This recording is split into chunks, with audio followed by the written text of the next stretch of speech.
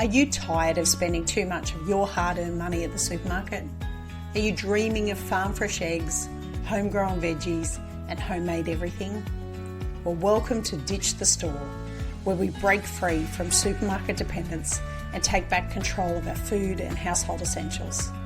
I'm CJ, and I'm here to show you that life is too short for store-bought eggs. So let's get started. G'day everyone, and welcome to another episode of Ditch the Store. I just realised when I recorded the last week's episode, I didn't actually say the name of the podcast. Glad everybody knows what it's called anyway. It's episode 145. We're a week into the new year. I hope you are having a cracker of a week. If you've been off with kids, I hope you've enjoyed it. If you are back at work already like me, which I'm back after, several weeks off with my broken leg. I hope work hasn't been too arduous. And we are talking this week, what even is homesteading? Everybody has so many different definitions of it. So we're going to talk about what it actually is. And because it's different for everybody. We touched on it a bit last week, but it's different for everybody. Anyway, I hope you've had a cracker of a start to the 2026 year. I am trying to get some lists done up for like printables that you can do up your goals for the year, things like that. So watch this space. If you're not on our newsletter list, jump on, go to www.mojohomestead.net and you'll see there's some freebies there, and get on and get some of those freebies, and that'll get you onto the list. Probably my best freebie is your 7 must-knows for backyard chicken keeping. If you're not already a chicken keeper, it's a good little list of what you need to think about prior to getting chickens. If you've already got chickens, it's probably still not a bad list to have in case there's anything you haven't got or you've forgotten or you haven't thought about. But yeah, let's crack on and see how we go with this episode. I went a little bit over last week, so we'll see if we can keep this one to well under 50 minutes. And the only reason I keep it to 50 minutes, it's completely selfish. That's my time frame in my head for how long it takes to listen to a podcast, because it takes me 45 minutes to drive from here to work. So the 45-minute drive is me listening to a podcast usually, not my own. I don't listen to my own. It would be very weird. But that's why I kind of keep it to that time frame. Anyway, so let's start with the obvious, homesteading. Sounds a bit wanky, really. And certainly I've had Australian people say to me, homesteading, no, that's an American thing. Now, it is and it isn't. Okay, so the actual definition includes a historical definition, not hysterical, historical definition that is a US definition, and it refers to settling and acquiring government land under certain laws in the US. Now, I don't know anything about that. So if you're one of my US listeners, I'd be happy for you to flick me something, DM me and tell me exactly what that means. I believe it's something to do with being able to claim a certain land and say that you're using it for homesteading purposes, and then you get a land grant where they actually grant you the land. I'm sure that there would be some costs involved and you would have to pay the government something. I don't think they're going to give you land for free, but that's one of the definitions that comes up when you look up the definition of homesteading. The other definition is the definition that I'm much more familiar with, and the one that I understand homesteading to be, which is, and I'm going to read it word for word, living a life of self-sufficiency, often by growing your own food, preserving it, and producing textiles and crafts for household use. Now, that's the definition that I'm more familiar with. And, a lot of people kind of hear homesteading and think, farming.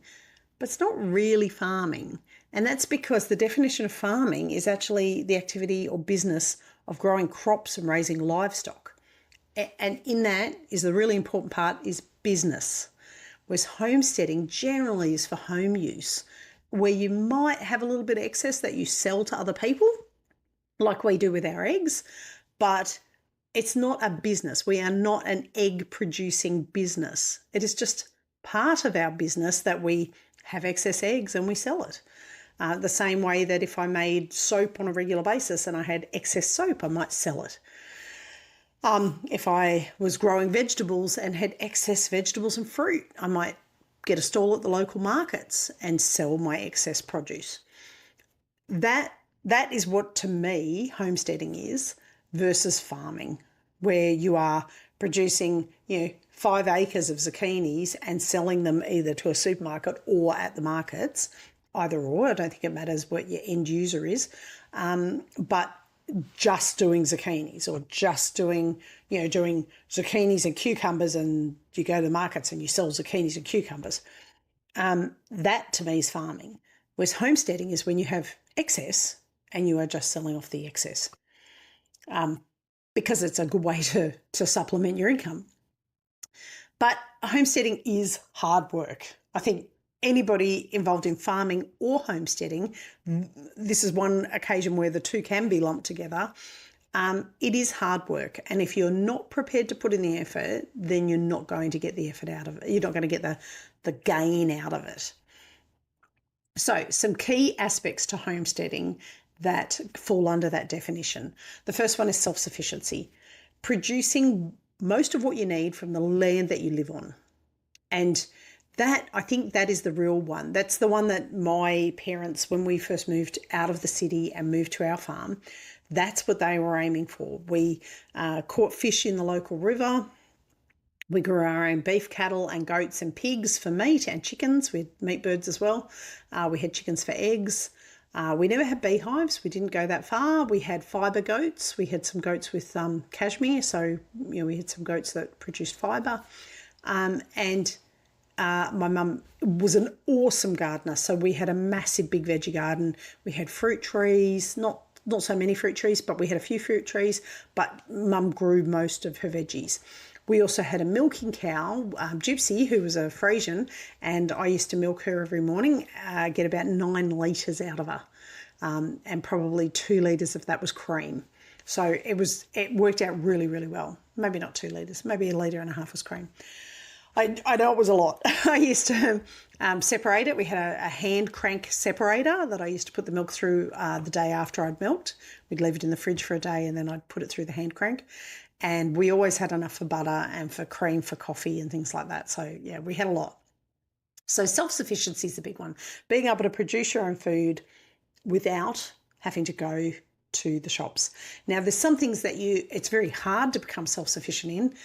Toilet paper is one that I always joke about. I don't think I could ever convince the family to go self-sufficient on toilet paper. I think that might be a stretch. Toilet paper and tissues are two things that, we could go to hankies and use fabric, but they've still got to get washed.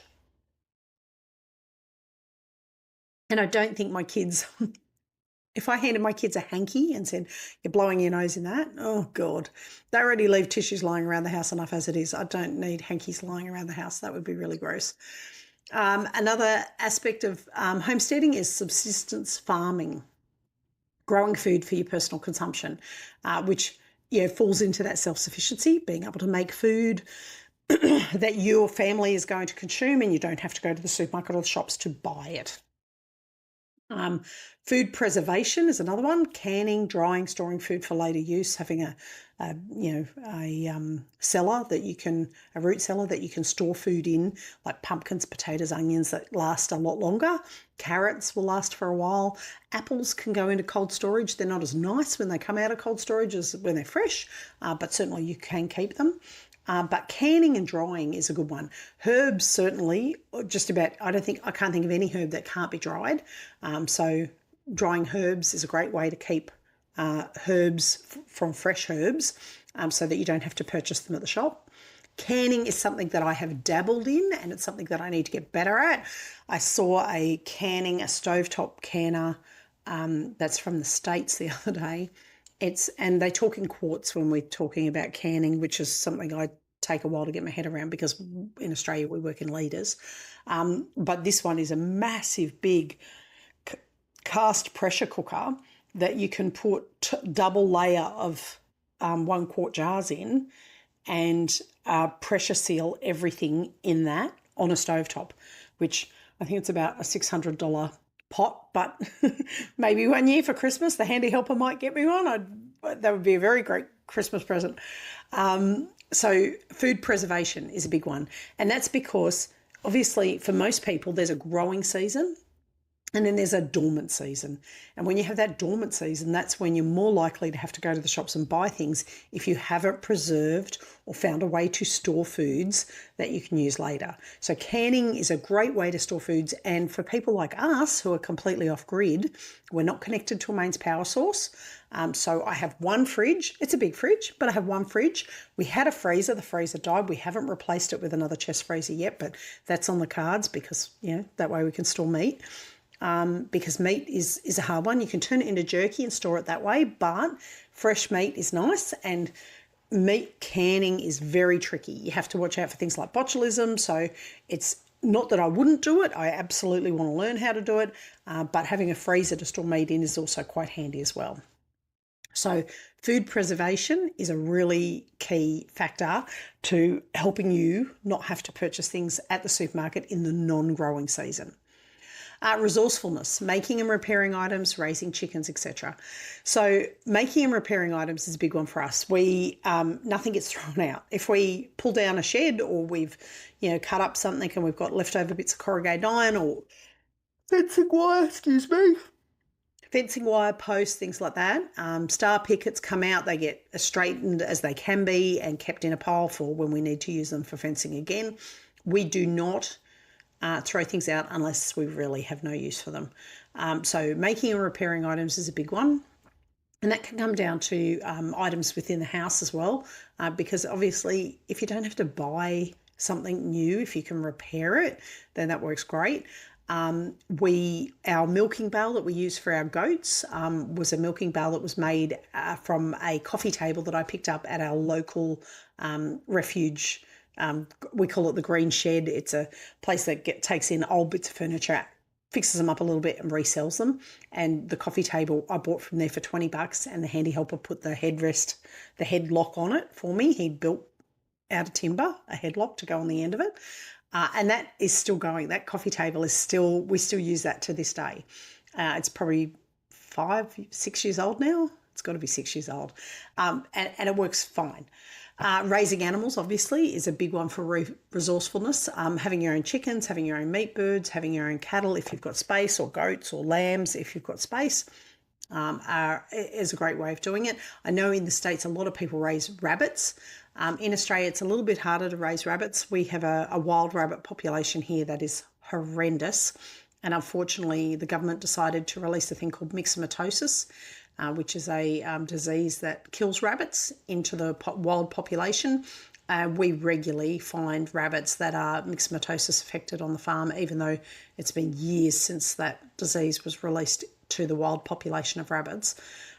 So keeping rabbits, you would have to make sure that you're keeping them away from any exposure to wild rabbits who may carry myxomatosis, because you don't want your meat rabbits to get myxomatosis from the wild rabbit population. But we haven't started doing it yet, but we plan to kill rabbits to use for dog food, which we will do down the track. We'll just kill wild rabbits for that, because that way we don't have to run that risk of myxo. The historical context, I spoke about that. Settling new lands with government grants from the US is considered part of that homesteading definition. But in the modern context, it's more of a lifestyle choice about simple living and reducing the reliance on modern systems like supermarkets and things like that. Sometimes, because it's not always done on big farms like we're on, sometimes it's referred to as urban homesteading, which is, when you're in maybe a 1 acre lot, maybe a half acre lot, maybe you're in a completely urban environment living in a city and you're just using your backyard to do homesteading in. Or you could be in a flat, a unit, and using your kitchen to do your homesteading, because you don't have to have livestock to do homesteading. But simple terms, I broke it down to simple terms. It's living off the land as much as possible with roots in pioneering history and a modern revival focused on independence and sustainability. And I think that's where most homesteaders fall into. They really want to be independent from supermarkets and shops and be able to live sustainably. And whether or not you are a climate change believer or not, I think all of us know that modern humans are polluting the environment to a point where we need to control that and rein it back in. And being sustainable and more conscious about our choices in our immediate environment is one way that we can control that. I really can't see the point in relying on the government to look after it, because they'll only look after themselves.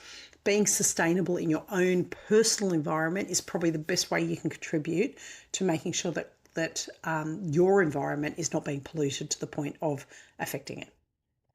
Does that make sense? That sounded very wordy, but you know what I mean. Now, the really important thing is that the definition of homesteading really comes down to what you believe it to be. Please don't be persuaded by influencers as to what homesteading is supposed to look like. They have a very curated view of homesteading, and it always looks very pretty and very clean and very no animal shit lying around anywhere. And certainly if you have livestock, you know that that's just not a real representation of it. It's also important to realise that it's not just about moving to a farm or moving to the bush or moving off grid, because while that can be included in homesteading, it doesn't have to be part of homesteading. We live off grid here. We have a water tank for our water. We buy gas in big gas bottles, and we heat our house using a wood fire.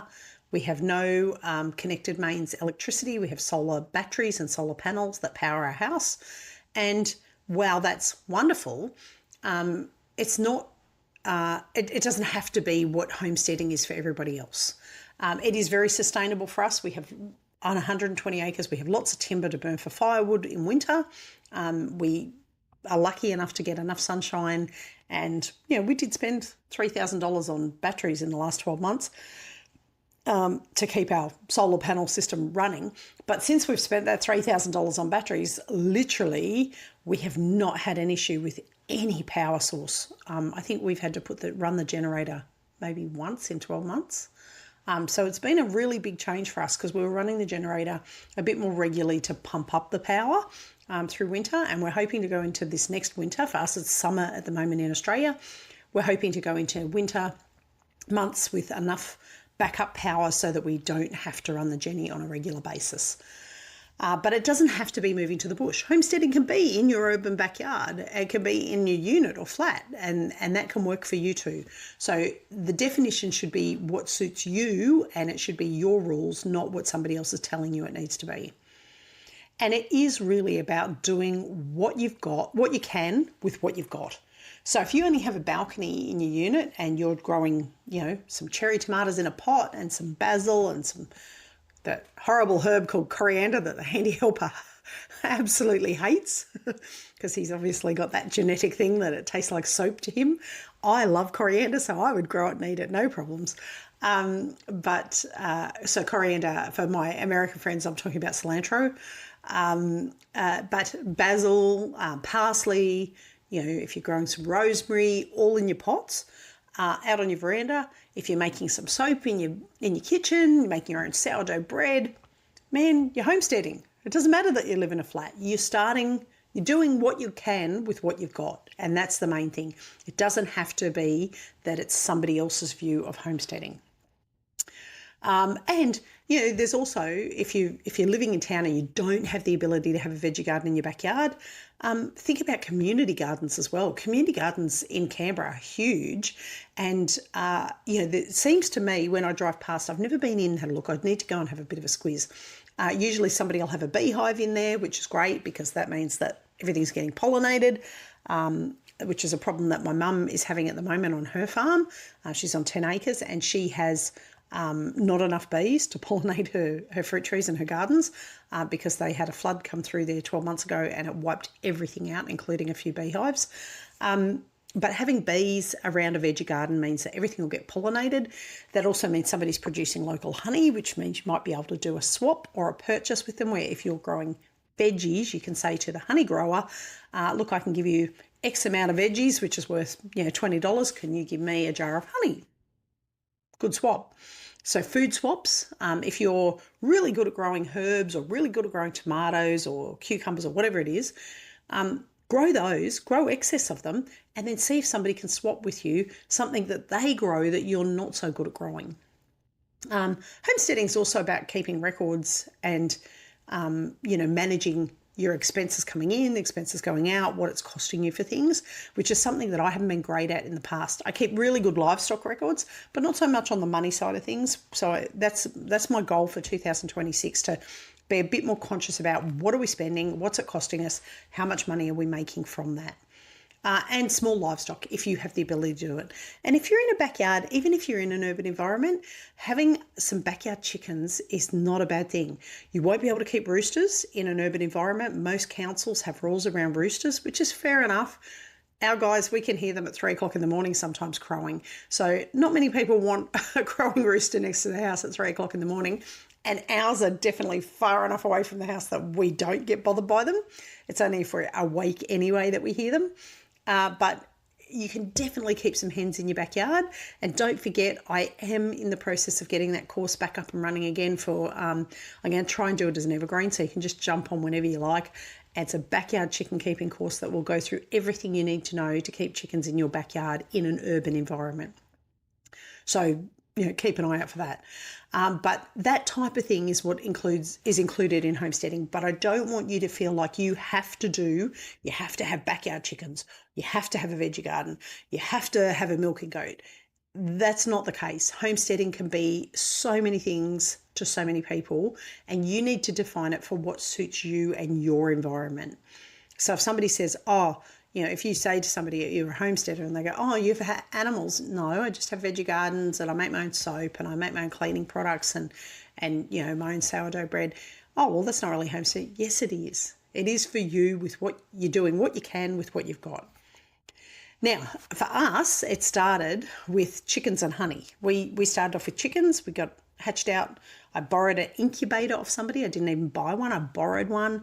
We bought for $30 a 12-pack of Arakan, so the chickens that lay the blue eggs, a 12-pack of fertile eggs, we were told. They weren't so fertile. Yeah, you do have to check. Not every backyard supplier is going to give you really good quality stuff. So out of the 12 eggs, we hatched 5 chickens. Now, with Arakans, that can be considered to be an okay hatch rate, but subsequent lots of chickens that I've hatched out, I've managed to get 9 hatch out of 12, which is a much better rate. So we hatched out 12 eggs we tried to incubate, and we got 5 live chickens out of that. 3 of them were hens, 2 were roosters. To this day, we still have one of those hens alive. Agnes is still alive. That's 8.5. I think actually it just came up on my feed. She's just turned 8 because it came up on my feed, the hatching video of her hatching. And that was awesome that we're able to video her hatching. I put my phone there on timer and kind of videoed it. But she's still alive, and she still occasionally lays a very, very discoloured blue egg, which is amazing. But so it started off for us as just 3 hens, literally. Then I took in 2 Wellsummers or Plymouth Rocks that somebody was giving away. They were moving and they had to get rid of their chickens, and they had 2 adult Plymouth Rocks, and I took them in, and they lived out the rest of their lives with us. So then I had 5 hens. One of the roosters became savage, so Handy Helper took care of that. That was the end of that rooster. We don't keep roosters if they're savage. They've got to be polite. But we started off with just chickens, and then I got a beehive. I went and did a beekeeping course, and we got a beehive, and I started doing my veggie garden, and then we got goats and I started milking the goats, and we now have meat animals, milk animals, mohair animals, and we're trying to manage our land and get our veggie garden going, which the veggie garden was a bust last year because unfortunately, with my broken leg late last year, everything, all the plans that were heading in the right direction went out the window. And that's another thing with homesteading. It's really important to remember that things change. It can change very quickly, and it can change suddenly and for not great reasons. And you just have to go with the flow, and you have to have a bit of a resilient attitude towards it, where you can just dust it off and go, well, that didn't happen this year. That's all good. We'll just move on and keep doing what we can do with what we've got, and we'll get to that next year. And the important thing is that it will grow with you. So we started off with that very small kind of subsection of chickens and bees. Now we've expanded to a lot more, and we have obviously a lot more land, but we also have a lot more animals and a lot more responsibilities and a lot more things happening, where I'm making sourdough, making our soaps, making our cleaning products. But those things happened over time. They didn't happen overnight. And I certainly had a lot of failures. There were more failures than there were wins in the beginning. My sourdough bread, oh my God, I wouldn't consider myself a baker. I can follow instructions, but I wouldn't consider myself a natural cook. So some of those early sourdough breads that I made, the kids would look at me and go, do we have to eat this? It's like a rock. So it's important to understand that there is a learning curve and that it will grow with you, and you will get to a point where you are able to make more and do more. So what can it look like in your current situation at the moment? It could be as simple as just a veggie patch in a rental property. Now, it's important to check that you are able to do that. If you're digging up lawn, some landlords may not want you to dig up lawn, so you may have to do it in containers. You might have to do it in the garden beds that are already pre-existing.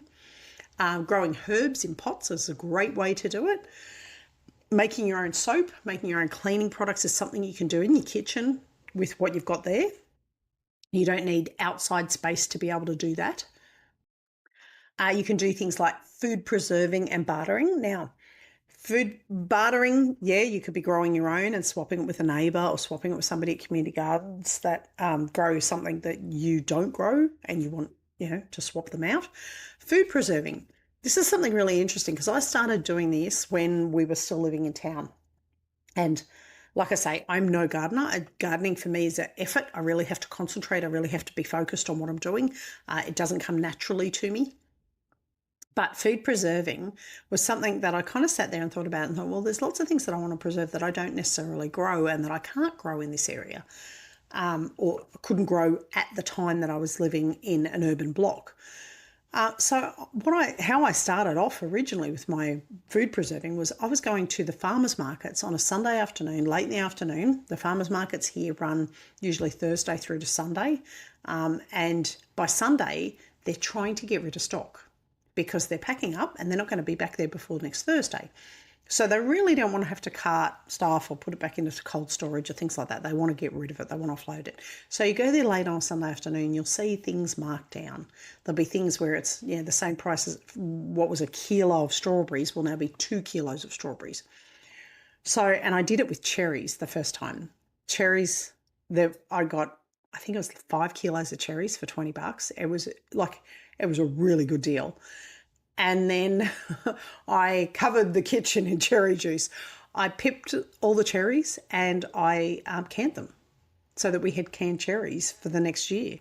That didn't cost me friggin' anything to can, but that was my first foray into food preserving. It wasn't items that I had grown myself. It was items that I was picking up from the farmers markets dirt cheap.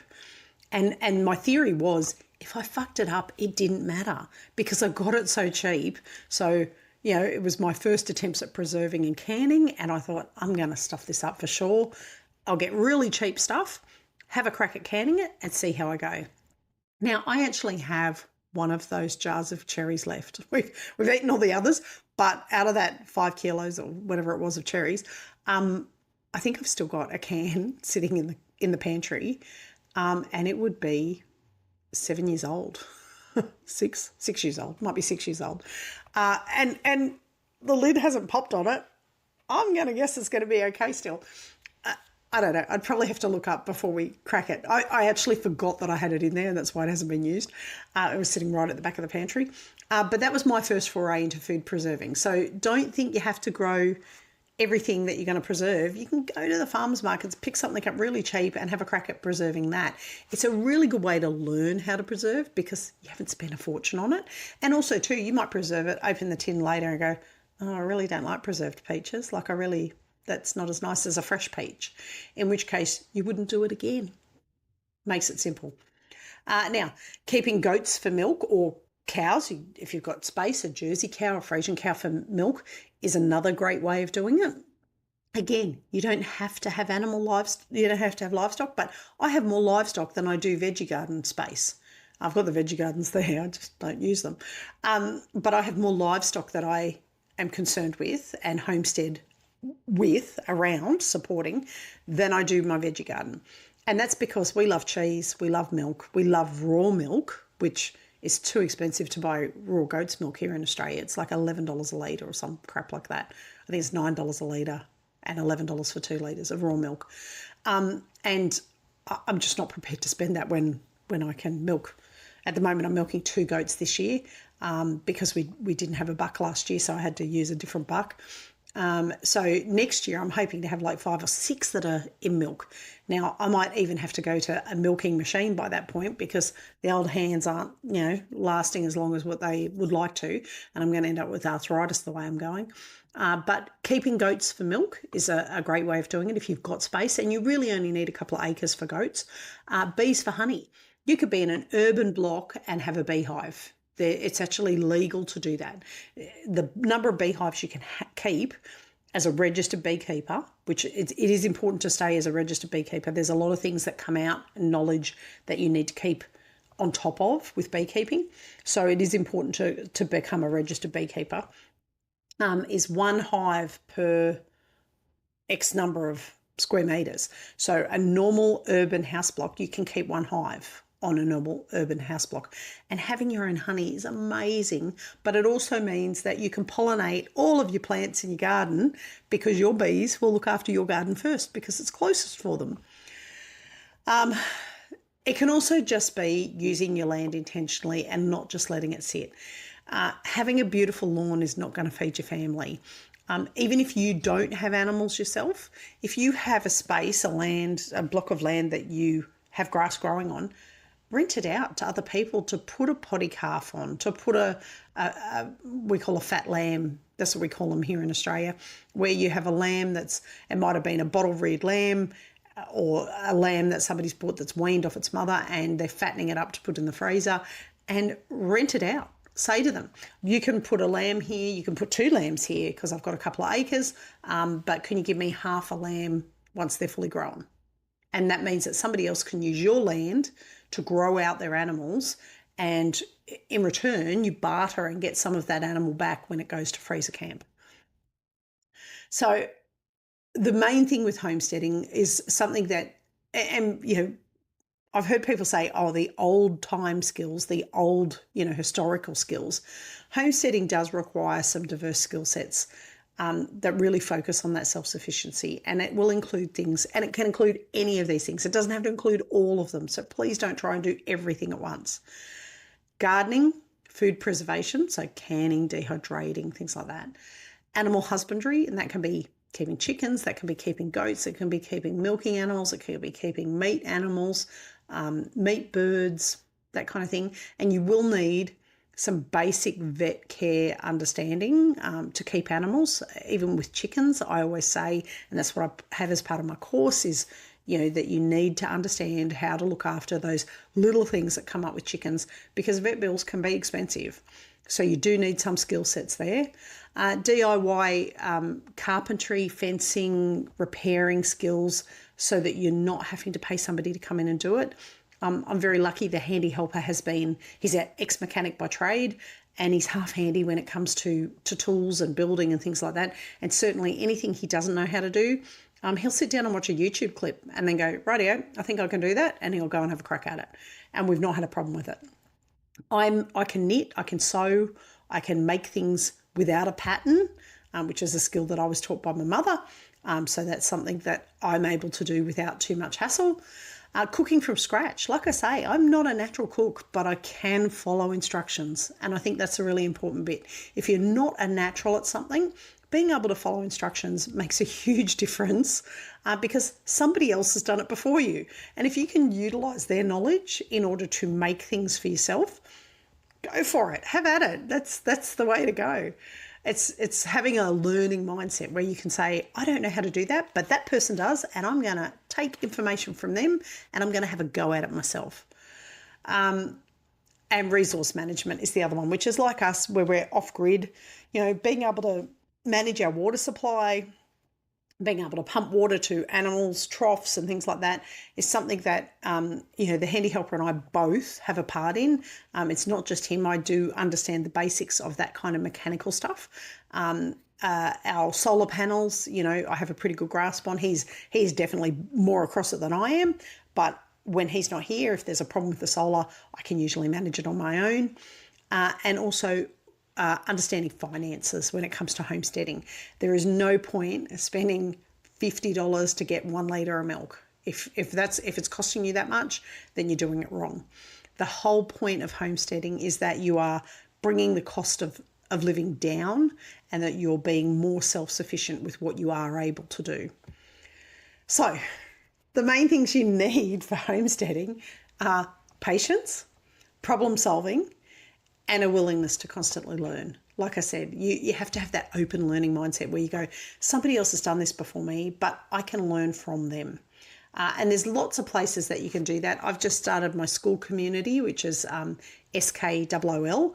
There's lots of communities on there. A lot of them are free. Mine's free. But you can go to websites. Google is the best friend when it comes to that kind of stuff. And YouTube, certainly. I can't think of a thing that we have tried to do that we didn't know about where we haven't been able to find a video on YouTube of somebody else doing it before us. And that goes right through, like, killing the chooks. I'd culled chooks before, no problem. But in watching a video, we found kill cones, which my parents never used a kill cone. We used to just chop the chook's head off. And when I found kill cones, I was like, oh my God, I want one of these. And then lo and behold, the handy helper was cleaning out. This is when he was still lawn mowing. He cleaned out somebody's shed and they said, oh, you can take that with you. That's a kill cone. And he came home and said to me, oh, somebody said I could have this. It's a kill cone. And I was like, oh my God, I was just about to order one off Amazon. That's fantastic. So we use kill cones now, which I wouldn't have used before. We would have just chopped the chook's head off. So it's about going into things and going, I don't know everything, and I am willing to learn off other people. And I think once you've done all that, you need to sit down and go, what do I want? What are my wins that I want? What are my goals that I want to achieve? And for most people, homesteading is feeding your family from your own environment. Whether it be a veggie garden, whether it be raising a few meat birds. And, you know, you can do meat birds in an urban environment. I've seen lots of people online that are doing that. And the amount of space we use for meat birds is bugger all. Like, the first 3 weeks they're in a brooder house anyway, and then the next 5 weeks they're out on grass. If you had a decent sized house block, you could absolutely do it without any problem. But homesteading wins also come back to feeling like you are more in tune with nature and your environment, which is a bit woo-woo, but it's true. It's nice to feel like you are less reliant on a supermarket, more reliant on your actual immediate environment. And the big one is, for people like me, saving money. That was the big one, was saving money. That's why I wanted to do it. So it's important to enjoy those wins. You'll gain skills as you go, especially if you have that real open learning mindset, and becoming more self-reliant, which I know a lot of the people that I work with, they often say to me, oh, I wish I could do the things that you do. And it's like, well, you can, you know, it doesn't always have to be about space. It does sometimes come from just not sitting down and watching TV overnight, but getting up and feeding your sourdough, or sitting down and making a batch of soap instead of, you know, going out to the pub. Now, there are a couple of myths that I want to bust too when it comes to homesteading, because I think people, especially when they see those real curated videos on Instagram and stuff like that, have this real perception about there's things that you have to do when it comes to homesteading. The first one is you need to quit your job. I work full time. So does the handy helper. I worked shift work up until he started working shift work, and now I work 9 to 5. But he works shift work, and we still get things done. Now, even with my broken leg last night, I went and milked a goat on my own, which was probably not advisable, and the handy helper was a bit disturbed by it. He kept saying to me, wait till he got home. But he was held up at work and couldn't get away. So he was going to be home an hour and a half later than what he normally is, and I just didn't want to wait and milk a goat in the dark. So I went and did it myself. You don't need to quit your job. You do need to be very organised, but you definitely don't need to quit your job to do it. You can do it around that. And I would always say, definitely do it around that. Homesteading can be expensive to get set up and get moving. When you're first starting out, there's a lot of things that you need to worry about financially.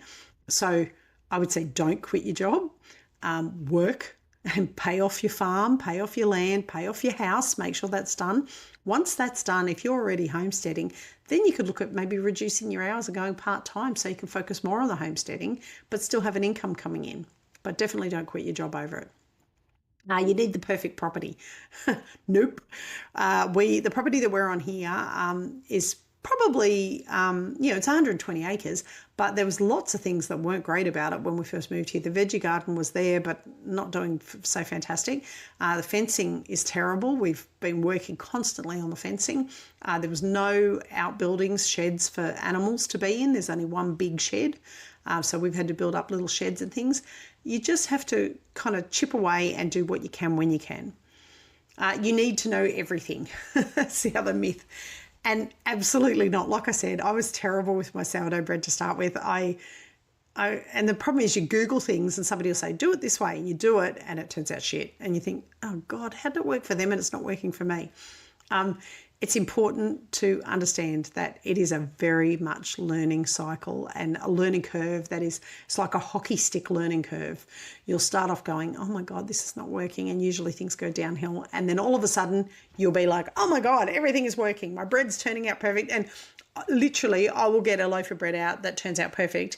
And I'll take a photo and send it to the handy helper if he's not here and go, oh my God, the bread worked perfect. And we have a little, celebration dance kind of thing because sometimes my bread still, even now, 5 years on, turns out like a lump of lead. And other times it doesn't. It just depends. So you definitely don't need to know everything. You will learn as you go. Now, one thing that I would say to you, given that it's January 2026, you're starting out, you're thinking about homesteading, or you might be homesteading already, but it's, there's other things you want to do because I've never met a homesteader that's just turned around and gone, yes, everything has worked perfect this year and I have everything going that I want to go and, there's nothing else that I want to start. Every homesteader I know is like, yeah, and I want to get to this year. Like this is something I haven't done or haven't tried and I haven't got this working right and I want to get to that. So write it down. Get a journal out. Go and buy a cheap journal from Kmart or somewhere like that. Write down what you want to do this year. So I would start with the prompt, my version of homesteading looks like X. And for you, it might be making soap, making sourdough, cooking everything from scratch, only buying takeout on those horrendous nights where you have no choice or when something has gone catastrophically wrong. Now, if something's going catastrophically wrong every night of the week, clearly you probably need to manage that a little bit better. But don't beat yourself up if you have to buy takeout one night a week because that's hell night and you're never going to get home and get dinner cooked in time. Or what you can do is prep food in advance, freeze it, and then when you come home you only have to defrost something. It's not cheating. It's still food you've cooked from scratch. But write it down. My version of homesteading looks like, and then write down what you want out of this year. Do you want to have chooks? My version of homesteading looks like finally getting a chicken coop and having 3 chickens that are laying eggs regularly and I'm looking after them and they're happy and healthy hens. It might be that I want to have a veggie garden that is producing more than my family can eat in vegetables and fruit, and I want to sell the excess or barter the excess with neighbours who are growing different things. Write it down. I would say start with your food needs first. But if you are not in a space to have a vegetable garden, then start with other things like soap and cleaning products and things like that, bread, things that you can do in the kitchen that most people would have access to all the things you need in a kitchen. Now, if you are soap making, the main thing to remember with that is you need a ventilated area. So having a veranda is a good idea, but if you don't have a veranda, make sure that you're doing it in an area where you can open a window and have a really good breeze coming in through your soap making area. The fumes can be toxic depending on how you're making soap, and I'm no expert in making soap, but I use lye. So I use caustic soda to make soap, and I tend to do it in a kitchen with the window open. But start with writing down what your food needs are, what time you have available to do homesteading chores, and what space you have available. And then from there, you'll be able to write out a plan of what's going to happen this year. And it may just be soap making, cleaning products, sourdough in the kitchen, or it might be I am going to make a concerted effort to get a veggie garden growing and at least grow one crop each cyclical kind of season pattern, because some crops can go in at the beginning of winter and they stay in the ground all the way through winter. Some crops can only be grown in that spring, summer season, but get that happening. Now, if you're in the US, you're in the middle of winter. So this is a great time for you guys to plan, because you can start at the beginning of the year with your plan and hit spring running. For us here in Australia, it's summer for us. So we kind of missed some of the growing season, but depending on where you live, your growing season might be year round. Where we are here, we get frosts in winter, so certain plants won't grow during that winter season. But that doesn't mean you can't have a little hothouse or a greenhouse on the side of your house where you're still growing things that need a warmer environment. So plan for growth, but start with what you've got now. Anyway, that's it for me for this week. I managed to do it in under 50 minutes. Woohoo, winning. Please let me know what you're doing this year, what you've got planned this year. Are you going to expand the veggie garden? Are you going to put fruit trees in, nut trees in? Are you deciding on getting a chicken coop and some chickens? Have you moved and you've got, a couple of acres and you're thinking about what livestock you can get? And you're thinking, should I get a milking goat? Have I got enough space for a Jersey cow? Are you starting all that kind of stuff? Let me know. And remember that every time you make something or grow something or develop something that helps you ditch the store, then you can talk that one up to homesteading. If it means that you didn't have to buy something from the supermarket, put it down as a homesteading win and celebrate your wins. Post it. Link me in at Mojo Homestead. So on any of the socials at Mojo Homestead, link me in if you've had a win in homesteading, if you've made bread, made soap, got chooks, whatever. Link me in and let me know, because I would love to see it. I would love to be your cheerleader and scream, praise for you when you get those things done. And next week, we are talking about how much land you actually need. And I know I've talked about backyard, being able to do it in urban homesteading, but sometimes with livestock, you do need some land. So we're going to discuss that next week.